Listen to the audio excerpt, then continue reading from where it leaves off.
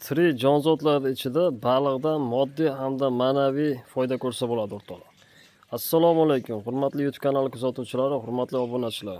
Hammaga xayrli kun tilagan holatda bugungi video obzorimiz sizlar bilan birgalikda ilonbosh baliq haqida gaplashamiz o'rtoqlar. Manzil Namangan viloyati Mingbuloq tumani Jamashuv shaharchasida. Ismim Ikromjon, tanigan bilganlarga kattakon salom o'rtoqlar.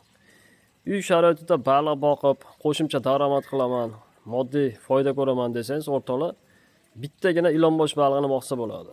Nima uchun desalaring, ilonboshni maqtash yo bir reklama qilish emas u. Kislorodsiz yashaydi, suv tanlamaydi, joy tanlamaydi o'rtoqlar. Qisqa joyda, tor joyda keng ko'p baliq yetishtirib foyda ko'rsangiz bo'laveradi. Uyda bemalol foyda ko'rsangiz bo'laveradi o'rtoqlar. Kimda kim qiziqadigan bo'lsa, kanalga obuna bo'lib, kuzatishni davom etinglar. Telegramda ilon baliq deb kanal ochib qo'yganman. O'sha yerga kirib bemalol ulov olsangiz bo'ladi. Video tagiga telefon raqamlar qo'yib qo'yganman. Telefon raqam saqlanib qilsangiz, Telegram chiqadi. Telegramdan silkasiga kirib o'sha kanalga o'tib olsangiz bo'laveradi bemalol. Xo'sh, bu baliqni o'rtoqlar boqish, bularni yetishtirish, ozuqasi hamda sotishlarni qo'ldan kelgancha o'rgatib qo'yganman. Hozir qisqa yana tanishtirib o'tib ketaman. O'rtoqlar, bu ilon baliq sovuq suv, issiq suv tanlamaydi, lekin issiq suvda ovqatlanadi o'rtoqlar. Mart, aprelda oziqlanishni boshlab to oktyabrgacha oziqlanadi. 6 oy ovqat yeydi. 6 oy mana shu ko'rib turgan holatlaringda yotadi o'rtoqlar, dam oladi. O'sish darajasi tez, sababi harakat kam. Ovqat yeydi, yotadi. Ovqat yeydi, yotadi. Shunaqa. Xo'sh, ozuqasiga keladigan bo'lsak, ozuqasi o'rtoqlar tabiiy ozuqalar, qo'shimcha ozuqalar hamda proteinlar hisoblanadi. Tabiiy ozuqalar nima deganda, tabiiy ozuqalarga o'rtoqlar baqa, qisqich baqa, mayda baliq, chuvalchang, qurt, qumursqalar, hasharotlar kiradi. Tirik jon borki, suvga tushgan jamiki tirik jon narsani yeydi. Achigan, hidlangan narsalarni yemaydi.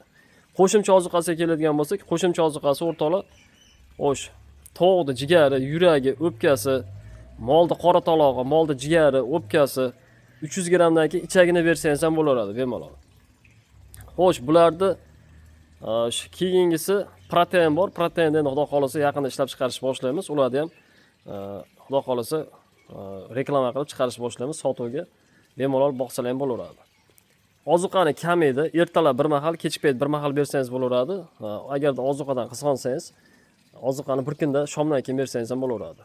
To baliq yetilligingacha 3 kilodan 7 kilogacha ozuqa yeyishi mumkin. Bitta baliqda to yetilligingacha.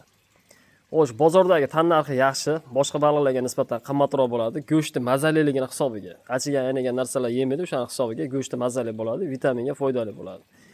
Baliq ertalabdan kechgacha shu holatda turadi o'rtoqlar. Ortiqcha harakati yo'q. Kasallikka chidamli, faqatgina sovuqda shamollatib qo'ymasalar ham bo'ldi, uncha-muncha kasallikka chidamli baliq. Ko'llarda o'sha dezinfeksiya maqsadida shu baliq tashlanadi. Sababi ko'llardagi kasal baliqlarni shu baliqlar terib oziqlanib turadi. Xo'sh, yana sizlarga plyus tarafi, agar xonadoningizda yetishtiraman, ko'paytiraman desangiz, shu baliqni erkak va urg'ochisini 1 yildan o'tgandan so'ng erkak va urg'ochisidan nasl olsangiz bo'ladi.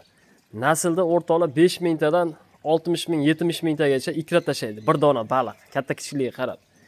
O'shani ham o'zingiz boqib ko'paytirib olsangiz bo'laveradi.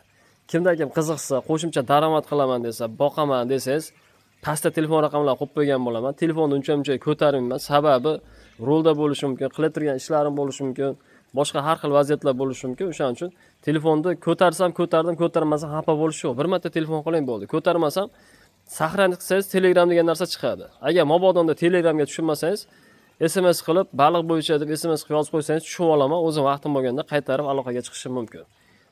Baliq boqaman desangiz, shu baliq tavsiya qilaman. Uy sharoitida boqqani. Sazan, amur, oq baliq boqaman desangiz, ularga qo'shimcha kislorod kerak, qo'shimcha suv kerak, katta joy kerak. Uy sharoitida u torlik qiladi avvalambor.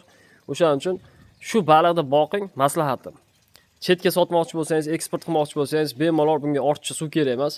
Oddiygina bir xaltaga solib turib, xaltani teshib qo'ygan holatda chetga chiqarib olsangiz bo'laveradi bemalol. Agar mobodonda shunaqa ilon baliq boqay turgan bo'lsangiz, betonda boqay turgan bo'lsangiz, betonda boqmaydi o'rtoqlar, kasal bo'lib qoladi. Ustiga gribok oq tushib qoladi. Ushbu shunaqangi mobodonda balig'ingiz kasallanib qolgan bo'lsa, pastdagi aloqalarga, o'sha telefon raqamlariga Telegramdan dorisi kerak deb yozsangiz, dorilari ham bor. Dorisini tayyorlashni o'rgatib qo'yaman. Kimda kim qiziqadigan bo'lsa, doim yil 12 oy baliq bo'ladi. Xonadonimga kelib bemalol tashrif buyurib, ko'rib, tomosha qilib ketishlaringiz bepul o'rtoqlar. Sog' bo'linglar, salomat bo'linglar. Xo'sh, yana bir ma'lumot qolib ketibdi. Mart oyidan xudo xolasa sotuv boshlanadi. Mart oyida lichinka sezon boshlanadi. Faqatgina o'sha mart oyidan, aprel oyidan havoga qarab daraxtlar, bodomlar gullaganda sotuv boshlanadi o'rtoqlar. Sog' bo'linglar, salomat bo'linglar.